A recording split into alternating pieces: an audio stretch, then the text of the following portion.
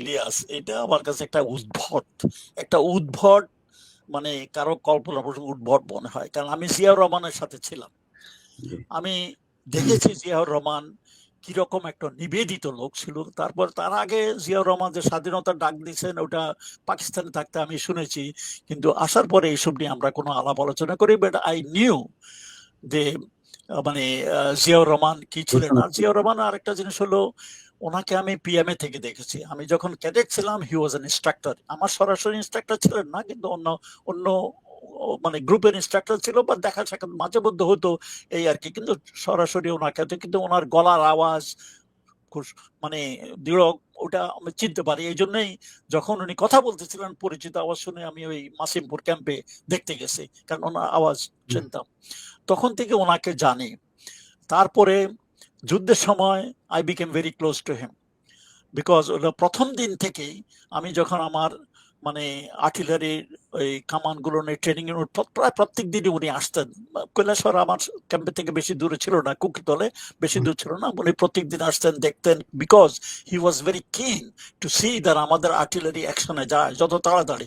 উনি একদিন আমি বলেছেন, উনি উনি আর্টিলারি এর আগে ছিল না, মানে ইন্ডিয়ান আর্টিলারি মাঝে মধ্যে উনি ডাকতেন, কিন্তু they are not very effective and is not very happy with. And frankly speaking, he didn't want to take much help from India.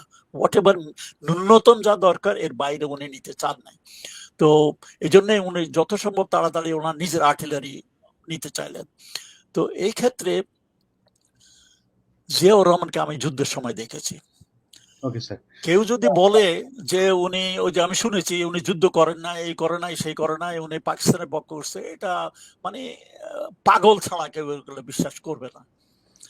একটা কথা আমি একটু একটু তোমাকে একটু একদিন সন্ধ্যাবেলা দেখতেছি আমি ফ্রন্ট পজিশনে গেছিলাম, সেখান থেকে ফেরার তারপর দেখি লম্বা মানে দেখি যে ট্রাকে করে সৈন্যবাহিনী যাইতেছে, সব ওজি, মানে ইন্ডিয়ান অলিভ গ্রিনের ইউনিফর্মে। তো আমি ভাবলাম এরা ইন্ডিয়ান হবে।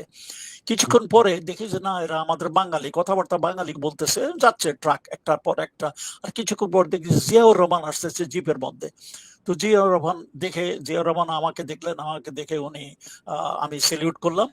তো উনিও থামলেন আমাকে দেখে। তার কারণে আমি বললাম যে স্যার এরা কারা। তো he proudly he said they are your first বেকল, মানে ওরা যুদ্ধের সম্মুখের দিকে যাচ্ছে আর কি। তো আমি বললাম স্যার কোথায় যাচ্ছে? They are going to the front. তখন আমি একটু রাগ হয়ে গেলাম, স্যার তাহলে am I not part of you, why I am not going? তো বলো যা থাকো, আসো আমার সাথে আসো, করে আমরা একটা উপরে টিলার মধ্যে বসলাম। যে উনি বসে বলেছে লেট মি সি, আমার এই ট্রিপ গুলা পার হোক, তারপর সেখান থেকে তো মানে আমরা দেখলাম আর কি। ওনার সাথে তখন আলাপ সালাপ করে আমি যা বুঝতে পারলাম যে মানে অনেক অনেক আলাপ সালাপ হলো সেদিন পরে।